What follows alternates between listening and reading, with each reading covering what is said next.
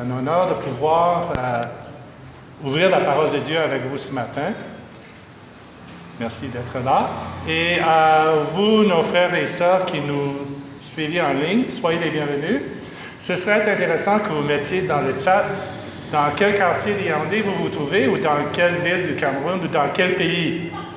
À partir de quel pays vous nous suivez. Et si vous êtes en Amérique du Nord, je vous félicite parce que je sais que c'est très tôt là-bas, très tôt le matin. D'accord. Donc le thème de ce mois, c'est l'efficacité. Et quand le pasteur, le mois dernier, quand je pensais déjà à ce jour où je devais apporter la parole de Dieu, j'ai demandé au pasteur quel serait le thème de ce mois. Il m'a dit que c'était l'efficacité. Donc, disons, c'était à ça qu'il pensait. Donc, tout de suite, je me suis posé la question de savoir, OK, quel est le lien entre l'efficacité et notre vie chrétienne? Et je me suis rué sur mon petit Robert pour chercher le sens du mot des mots efficacité et efficace. Je suis linguiste, comme beaucoup d'entre vous le savent. J'aime les mots, j'aime des dictionnaires, donc c'est ce que j'ai fait. Et voici ce que j'ai trouvé dans le petit Robert. Efficace, qui produit l'effet qu'on en attend. Donc, on peut parler d'une lessive efficace contre les tâches, aux îles, aux mots, skip, je ne sais pas quel est votre savon de lessive préféré. On dit aussi un moyen efficace pour le faire avouer. Efficace peut aussi dire, bon là c'était par rapport aux choses, maintenant par rapport aux personnes efficaces, dont la volonté, l'activité produisent leur effet, aboutissent à des résultats utiles. Donc on peut parler d'un collaborateur efficace. L'efficacité, c'est la capacité de produire le maximum de résultats avec le minimum d'efforts et de dépenses. Et là, on l'associe à la productivité et au rendement. Et enfin, efficacité, le caractère d'une personne efficace, d'un comportement, d'une action efficace. Donc, dans tous ces cas, on parle de la capacité de produire un effet voulu ou d'aboutir à un résultat. Et souvent, on va parler de l'efficacité par rapport à la capacité de quelqu'un de bien gérer son temps, son argent, ses relations. S'il est ponctuel au rendez-vous ou non, s'il est concis dans ses propos. On organise même des séminaires, on écrit des tonnes de livres sur ces sujets. Et tout cela, c'est vraiment bon et nous gagnerons à nous développer dans ces domaines. Parce qu'on peut toujours faire mieux. Mais là, lorsqu'on parle de la vie chrétienne, quels sont les signes d'une vie efficace? Et c'est de cela que je voudrais parler aujourd'hui. Et pour cela, je veux revenir à ce que notre pasteur nous a dit dimanche dernier. La première chose, c'est que le fondement de notre efficacité, c'est en Jésus-Christ. Nous allons lire dans la lettre de l'apôtre Paul à l'église de la ville de Colosse. Donc, Colossiens, premier chapitre, du verset 3 au verset 13. On peut l'afficher, s'il vous plaît? Et est-ce qu'on peut l'afficher sur l'écran devant moi? Non? OK, d'accord. Bon, de toute façon, je l'ai écrit. Moi, je lis dans la version Louis II, la seconde 21. Et il n'y a pas d'électricité, peut-être que... Ah, voilà, OK. Donc, je lis dans Colossiens 1, du verset 3 au verset 13, et c'est quelle version? Nouvelle édition du Genève.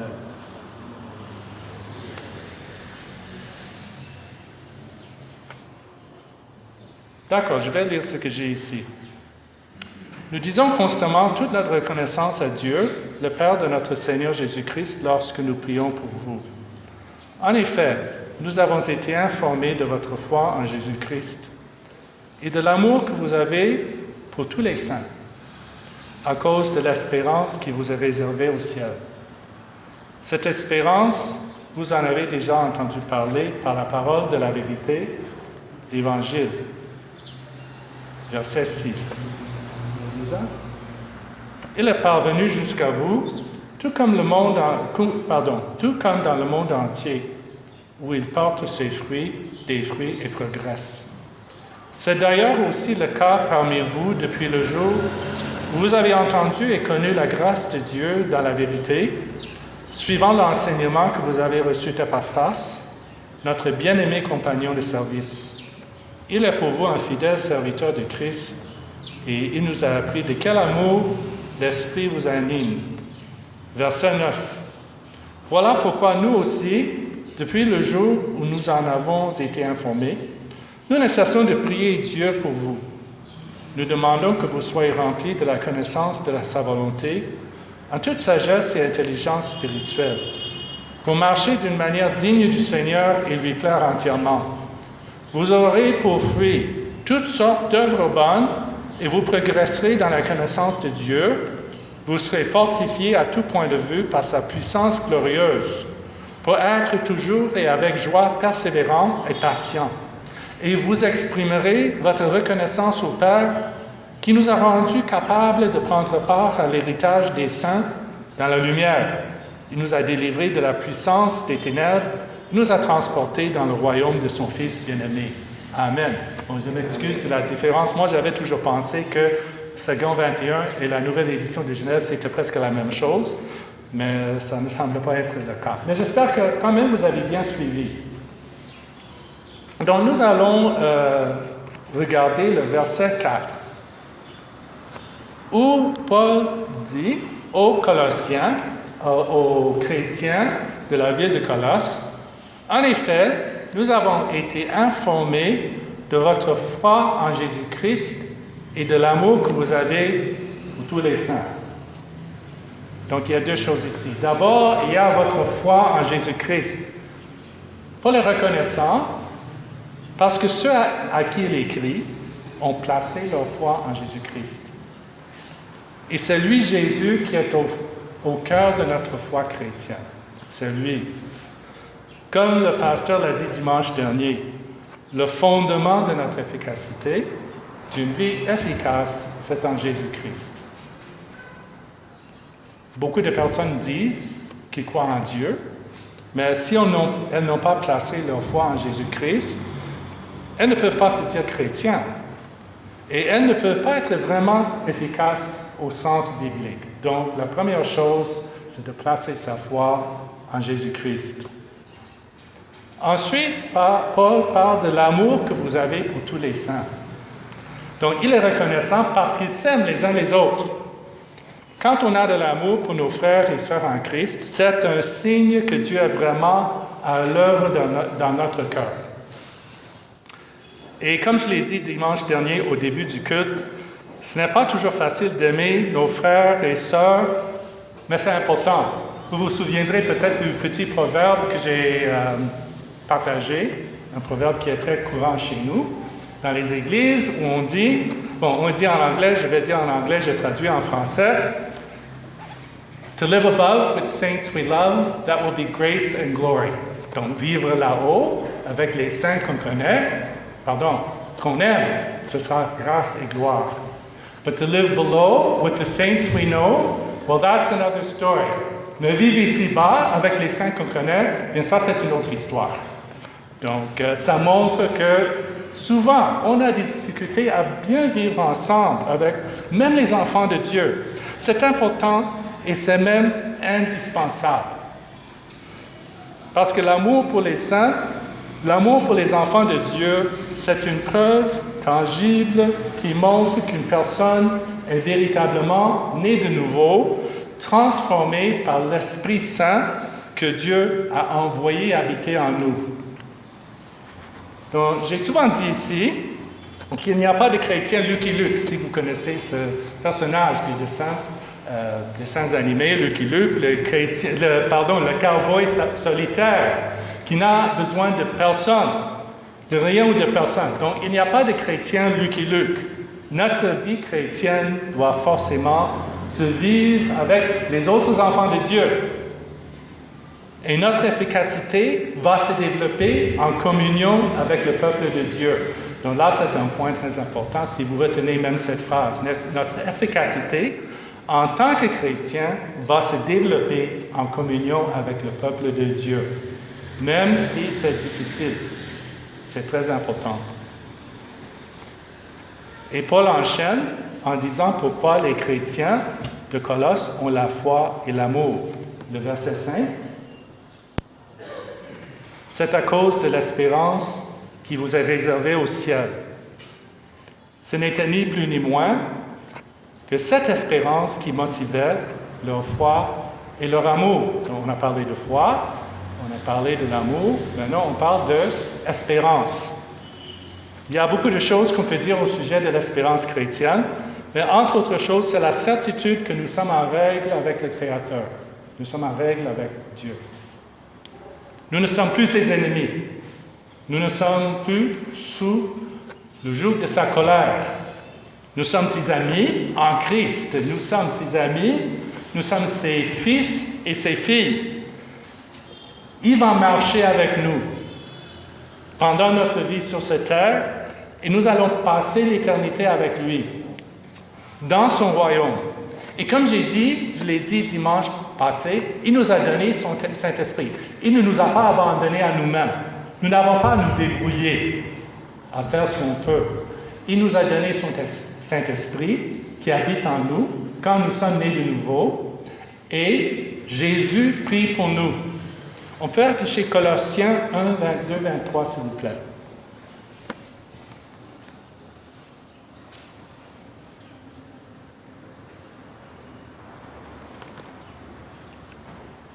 Paul écrit, « Et vous qui étiez autrefois étrangers et ennemis de Dieu par vos pensées et par vos œuvres mauvaises, il vous a maintenant réconciliés par la mort de son Fils dans son corps de chair pour vous faire paraître devant lui saint, sans défaut et sans reproche. » Donc Dieu agit pour nous faire paraître devant lui saint, irréprochable et sans faute. Mais nous avons notre part de responsabilité. Le verset 23 dit ceci. Verset 23? Le verset suivant. Mais il faut que vous restiez fondés et inébranlables dans la foi, sans vous détourner de l'espérance de l'Évangile que vous avez entendu, qui a été proclamé à toute créature sous le ciel et dont moi, Paul, je suis devenu serviteur. Le frère Brice a parlé, il a dit qu'il ne faut pas que nous soyons des chrétiens caméléons, n'est-ce pas? Donc, Dieu va faire son travail en nous, mais nous avons notre part de responsabilité. Nous devons nous accrocher à l'espérance de l'Évangile. Notre efficacité, donc comme j'ai dit, notre efficacité va se développer en communion avec le peuple de Dieu, ici, entre nous. C'est comme ça que nous allons devenir efficaces. Elle vient de notre foi, de notre amour et de notre espérance en Jésus. Donc, si tu es un enfant de Dieu, tu n'es pas seul. Tu es membre d'une famille dans la foi qui s'étend jusqu'aux quatre coins de la terre. Imaginez que moi, un Canadien, né dans un hôpital à presque 10 000 km d'ici, soit ici avec vous. C'est vraiment une chose merveilleuse et qui illustre cette œuvre merveilleuse que Dieu est en train de faire par l'Évangile. Nous qui sommes de backgrounds différents, de cultures différentes, de langues différentes, nous sommes un en Jésus-Christ. Et nous sommes appelés à cheminer ensemble.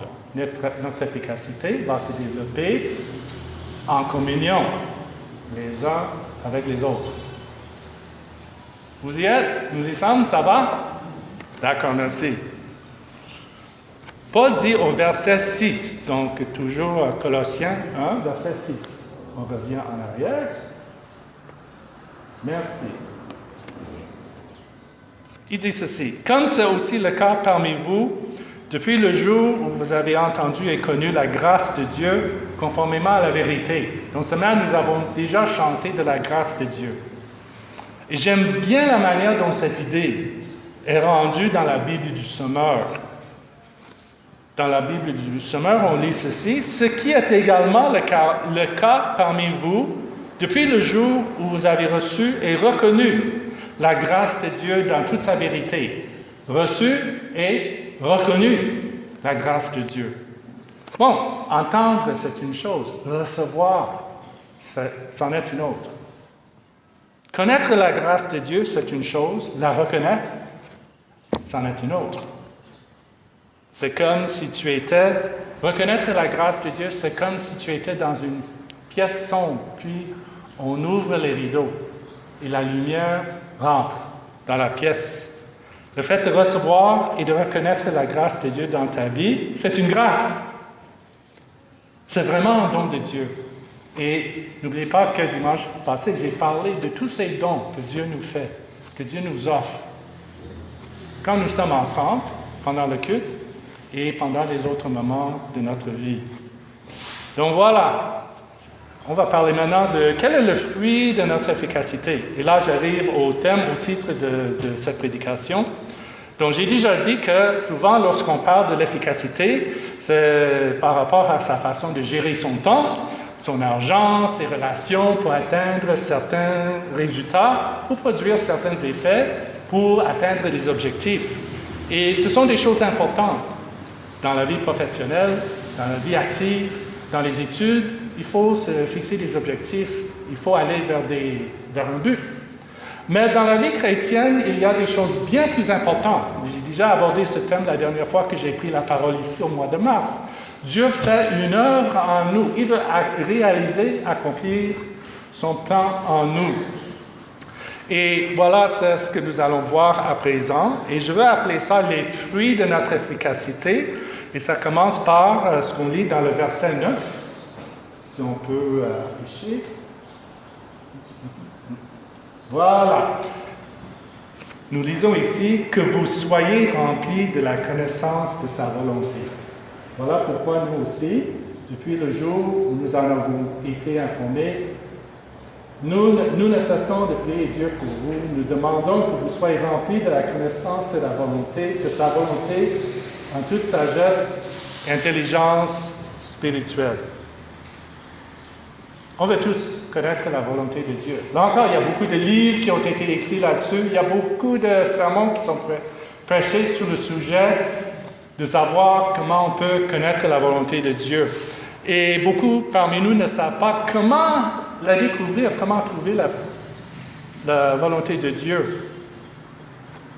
Mais je veux vous dire qu'à nous qui appelons Dieu Père, il nous a accordé un très grand privilège. Et c'est d'être rempli de la connaissance de sa volonté. Paul ici exhorte les Colossiens à prier, à faire cette prière, à prier que les autres, nos frères et sœurs, soient remplis de la connaissance de la volonté de Dieu. Donc, c'est le fondement de notre efficacité en Jésus-Christ. Être rempli de la connaissance de la volonté de Dieu. Et Dieu le fait de diverses façons. Par la lecture de sa parole, il révèle sa volonté dans sa parole. Sur beaucoup de sujets. Par les conseils des frères et sœurs qui ont une certaine maturité dans la foi. Bon, par les portes qui s'ouvrent et qui se ferment devant nous. Et même par le désir que Dieu met dans ton cœur. Il révèle sa volonté. Donc, Paul prie pour les Colossiens, et ça s'applique à nous aujourd'hui, qu'ils soient remplis de cette connaissance, et il ajoute en toute sagesse et intelligence spirituelle. Ce n'est pas une sagesse humaine, ni une intelligence humaine, mais une intelligence et une sagesse qui viennent de l'Esprit du Dieu vivant. Et selon le pasteur américain John MacArthur, la sagesse, c'est l'application pratique de la connaissance et de l'intelligence. Et on appelle ça le discernement. Le discernement, c'est une qualité très importante dans la vie d'un enfant de Dieu. Et discerner, c'est savoir la différence entre ce qui est bien et ce qui est mauvais. Ou bien encore, la différence entre ce qui est bien et ce qui est meilleur dans notre vie. Et nous avons besoin de discerner la volonté de Dieu. On peut afficher Hébreux 5,14.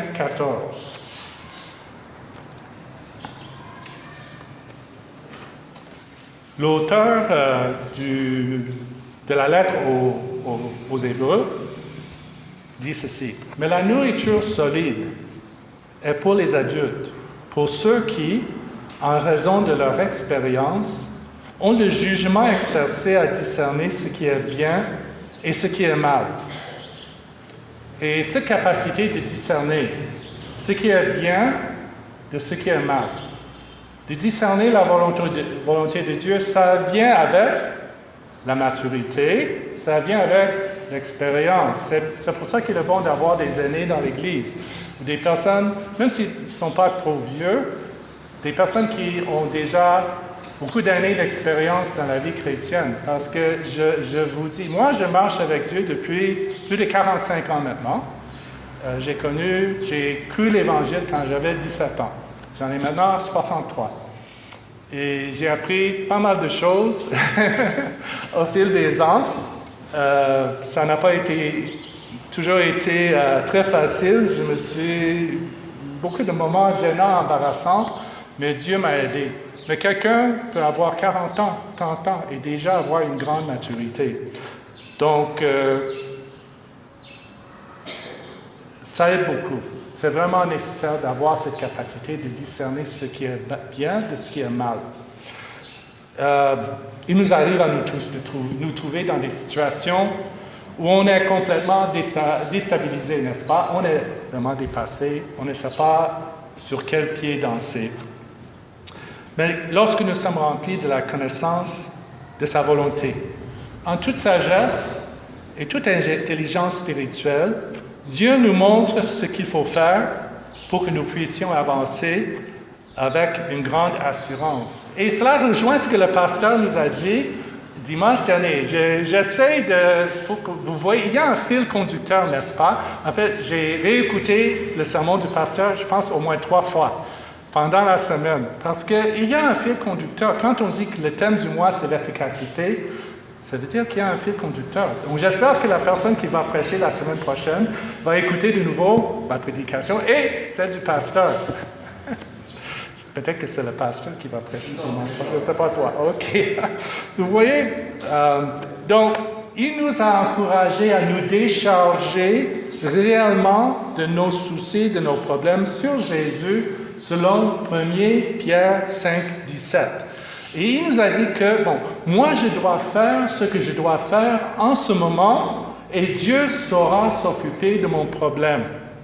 Il va nous guider. Nous devons assumer notre part des responsabilités et Dieu va s'occuper du reste. Il va très souvent agir d'une façon incroyable, d'une façon miraculeuse. Voilà. Donc, il nous remplit de la connaissance de sa volonté. Et pourquoi faut-il être rempli de la connaissance de la volonté de Dieu? C'est parce que ça va produire des effets utiles dans notre vie. Ça va nous permettre d'être efficaces dans notre vie chrétienne. On peut afficher le verset 10, s'il vous plaît. Colossiens 1, 10. Je remercie l'équipe technique du travail qu'elle fait.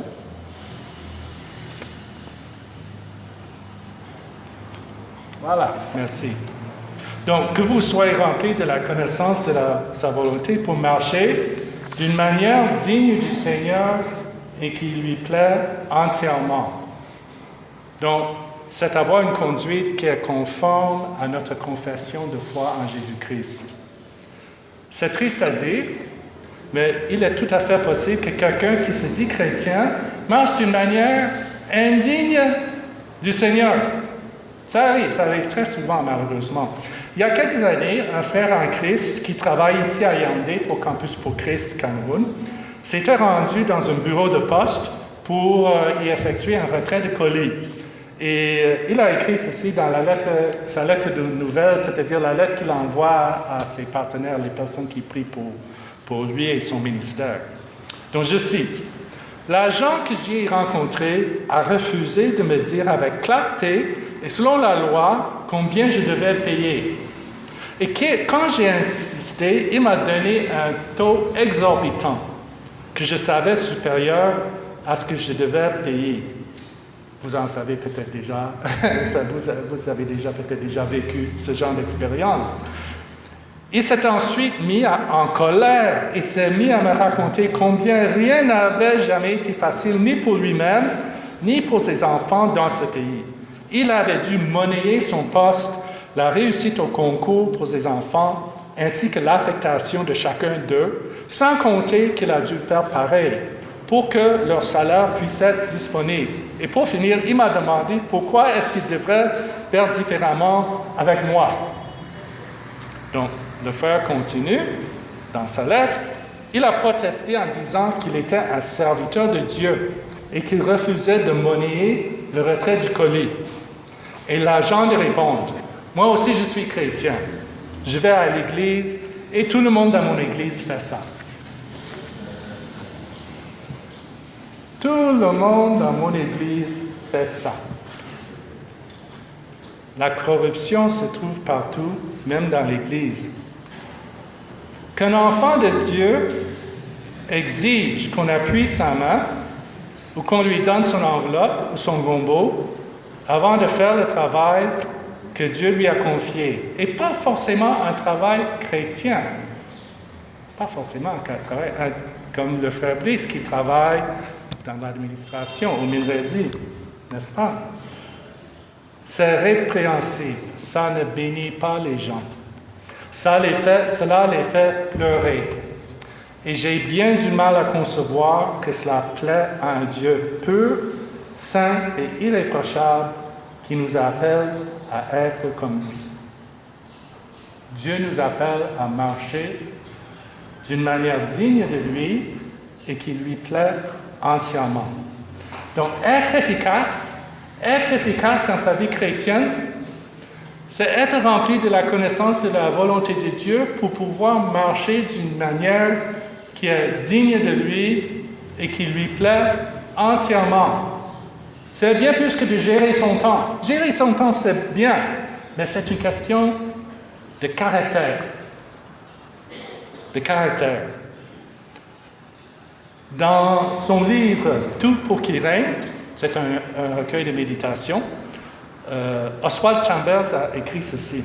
« Dieu me sauve, me revêt du Saint-Esprit, puis il me dit, va de l'avant, sois fidèle à ton Dieu, bien que tout autour de toi te pousse à l'infidélité. » Bien que tout autour de toi te pousse à l'infidélité.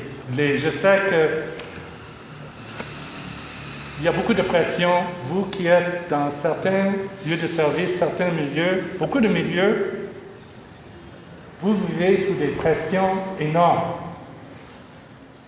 Mais Dieu vous appelle, malgré cela, de marcher d'une manière qui est digne de lui et qui lui plaît entièrement. Et il vous en donne la capacité aussi. Et n'oubliez pas, Jésus prie pour vous. Donc, lorsque nous marchons d'une manière digne de Dieu et qui lui plaît entièrement, nous lisons dans le verset 10, nous y sommes toujours, oui. Vous aurez pour fruit toutes sortes d'œuvres bonnes et vous progresserez dans la connaissance de Dieu. Voilà une autre marque de notre efficacité. Nous porterons du fruit. Notre fruit, ce sera nos bonnes œuvres. Grâce à nos bonnes œuvres, nous serons une bénédiction pour notre entourage. Jésus a dit, dans Jean 15,16, que le pasteur a cité dimanche passé, « Ce n'est pas vous qui m'avez choisi, mais c'est moi qui vous ai choisi, et je vous ai établi afin que vous alliez, que vous portiez du fruit, et que votre fruit demeure. » Bon, je m'empresse d'ajouter que nous ne sommes pas sauvés par nos bonnes œuvres. Ça, c'est un aspect important de l'Évangile. Nous ne sommes pas sauvés par nos bonnes œuvres. L'apôtre Paul est clair là-dessus. On peut afficher Éphésiens 2, 8 et 9, s'il vous plaît. Éphésiens 2, 8 et 9. Merci. En effet, c'est par la grâce que vous êtes sauvés, par le moyen de la foi, et cela ne vient pas de vous, c'est le don de Dieu. Ce n'est pas par les œuvres, afin que personne ne puisse se vanter. Mais ce qui est très intéressant, c'est ce qu'il ajoute dans le verset 10. En réalité, c'est lui, Dieu, qui nous a fait.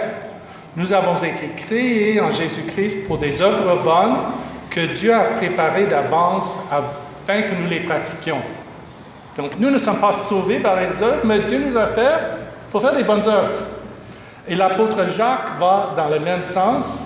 On peut afficher Jacques 2, 14 à 17, s'il vous plaît. Mes frères et sœurs, que sert-il à quelqu'un de dire qu'il a la foi s'il n'a pas les œuvres? Cette foi peut-elle le sauver?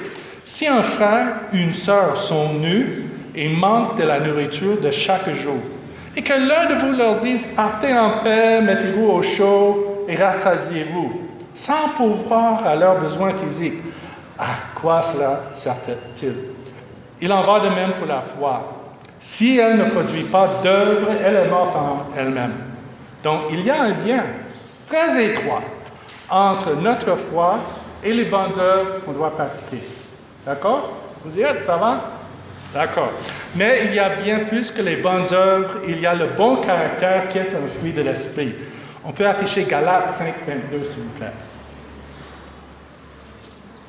Et là où Paul, dans sa lettre à l'église de la ville de Galates, il a écrit « Le fruit de l'esprit, c'est l'amour, la joie, la paix, la patience, la bonté, la bienveillance, la foi, la douceur et la maîtrise de soi. » Alors, quand on te voit, j'espère bien que lorsqu'on me voit, est-ce qu'on voit une personne aimante, une personne joyeuse, une personne paisible, patiente, bonne, bienveillante, une personne qui a la foi, une personne douce, une personne qui sait se maîtriser?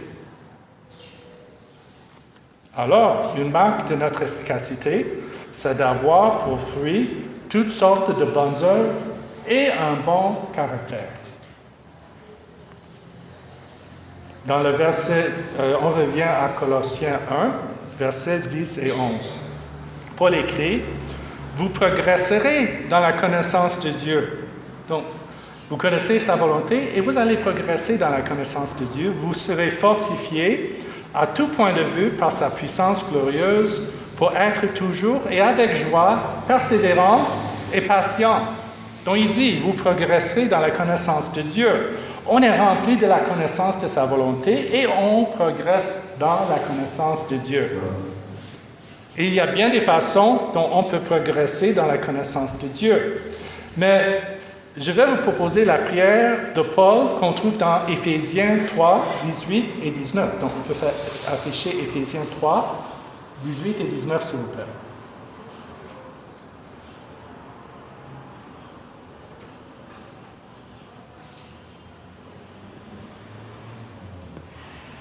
Ok, je vais lire en attendant que le texte soit affiché. Paul écrit ceci. Une fois de plus, c'est pour un groupe de chrétiens dans une ville qui s'appelle Éphèse. Je prie que vous soyez enracinés et fondés dans l'amour pour être capables de comprendre avec tous les saints quelle est la largeur, la longueur, la profondeur et la hauteur de l'amour de Christ. Et de connaître cet amour qui surpasse toute connaissance afin que vous soyez remplis de toute la plénitude de Dieu. Donc là encore, nous voyons que le fondement de notre efficacité, c'est en Jésus-Christ. Et ici, c'est comprendre avec tous les saints, avec tous les enfants de Dieu, avec tous nos frères et sœurs, l'amour de Christ dans toutes ses dimensions, la largeur, la longueur, la profondeur et la hauteur de l'amour de Christ. J'ai prêché sur ce thème 2 fois dans cette église, en 2006 et en 2016. Qui s'en souvient? Maman Justine, vous devez vous en souvenir certainement. Bon, si vous avez oublié, ça va. Ça veut dire que je dois revenir là-dessus, en 2021. Voilà. Peut-être que le temps que j'y revienne, c'est en connaissant cet amour dans sa largeur, et dans sa longueur, et dans sa profondeur, et dans sa hauteur, qu'on arrivera à vivre dans toute la plénitude de Dieu. Et une fois de plus, cela se vit en communion avec nos frères et nos sœurs en Christ. Donc l'efficacité en Christ, ça se vit, ça se développe avec les autres, dans l'Église, dans la communauté des saints, de ceux qui sont rachetés par Christ. Le verset 11 dit ceci: « Vous serez fortifiés à tout point de vue par sa puissance glorieuse pour être toujours et avec joie, persévérants et patients. » Oh, la vie est dure. On va faire comment? C'est ce qui sort souvent de la bouche. Ça, c'est comme ça qu'on va dire au Cameroun souvent. On va faire comment? Au Canada, on dira autre chose. Mais la vie est dure. C'est un secret pour personne et pour faire face aux épreuves de la vie. Et j'ai dit que souvent, c'est Dieu qui envoie ces épreuves. Nous avons besoin d'une force qui ne vient pas de nous-mêmes. Je connais un frère en Christ qui attend depuis 5 ans qu'on le convoque pour soutenir son mémoire de master dans un certain établissement de Yaoundé. Je ne vais pas dire lequel. 5 ans. Et je me rappelle qu'une fois, il me disait qu'il avait peur que la soutenance n'ait jamais lieu. Et jusqu'à ce jour, cette soutenance n'a pas encore eu lieu. Mais je rends grâce à Dieu du fait que ce frère tient bon et a réussi à avancer dans sa vie professionnelle sans ce diplôme. Mais je reconnais que cette situation est difficile. J'ai parfaitement compris son inquiétude. Et nous savons qu'au Cameroun, quand on est bloqué comme ça, il y a des moyens de s'en sortir, n'est-ce pas? Mais ce frère tenait alors et tient toujours à faire confiance à Dieu et à se comporter d'une manière digne de lui et qui lui plaît entièrement, d'être efficace dans sa vie chrétienne. Donc, nous avons besoin de persévérance. Nous avons besoin que Dieu nous donne le courage de persévérer, d'être patient, et non pas avec des pleurs et des grincements de dents, non pas avec la peur dans notre cœur qui nous paralyse, mais avec un cœur plein de joie. Et ça vient de Dieu, ça ne vient pas de nous-mêmes. On a besoin que Dieu nous donne ça pour faire face. Et si vous pouvez exprimer ce genre d'attitude devant les autres, quand vous êtes face à un problème, ça va leur parler. Tu n'es pas comme les autres. Tu ne te lamentes pas sur ton sort. Oui, tu reconnais que c'est difficile, mais tu n'es pas comme les autres qui vont dire « Oh, je ne sais pas, je ne sais pas ce que je vais faire. » Les gens vont voir. Les gens vont remarquer. Donc, demandez vraiment à Dieu de vous donner la capacité d'exprimer votre joie au milieu des épreuves. Verset 11, « Vous exprimerez votre reconnaissance au Père. » Donc, grâce à cette œuvre de grâce que Dieu fait dans notre vie, nous lui disons merci. Ce sera bien mieux que de nous lamenter sur notre sort. Cela sera pour les autres un témoignage de la présence de Dieu et de l'action de Dieu dans notre vie, et c'est une autre marque de notre efficacité en Christ. Un cœur qui dit merci. Le verset 12 dit qu'il nous a rendus capables de prendre part à l'héritage des saints dans la lumière. Et c'est grâce à notre foi en Jésus-Christ que le Père nous rend capables de participer à cet héritage. Romains 8, 17, pas besoin d'afficher s'il vous plaît. Romains 8, 17 nous dit ceci. « Or, si nous sommes enfants, nous sommes aussi héritiers de Dieu et co-héritiers de Christ, si toutefois nous souffrons avec lui, afin de prendre part aussi à sa gloire. » Il y a tellement à dire à ce propos, j'espère qu'on pourra revenir là-dessus un jour. C'est tellement riche. Et je vais conclure par le verset 17. « Il nous a délivrés des ténèbres et nous a transportés dans le royaume de son Fils bien-aimé. » Dieu nous a délivrés pour ne plus marcher dans les ténèbres. Désormais, nous vivons dans la lumière de Christ. Et marcher dans la lumière, qu'est-ce que cela consiste à faire? C'est tout ce qu'on vient de voir. C'est être rempli de la connaissance de la volonté de Dieu en toute sagesse et intelligence spirituelle. C'est marcher d'une manière digne du Seigneur et lui plaire entièrement. C'est avoir pour fruit toutes sortes de bonnes œuvres et un bon caractère qui vont bénir les autres. C'est progresser dans la connaissance de Dieu. C'est être fortifié pour être toujours et avec joie, persévérant et patient, quelles que soient nos épreuves. Et c'est exprimer sa reconnaissance à Dieu. C'est ne pas se lamenter sur son sort, mais c'est recevoir et reconnaître la grâce de Dieu dans sa vie. Alors, pour résumer, être efficace en Christ, c'est être rempli de la connaissance de volonté de Dieu et marcher dans la lumière. Et c'est ainsi que notre vie va produire l'effet que Dieu en attend pour la gloire de son nom et la bénédiction de son monde. Que le Seigneur vous bénisse, nous allons prier.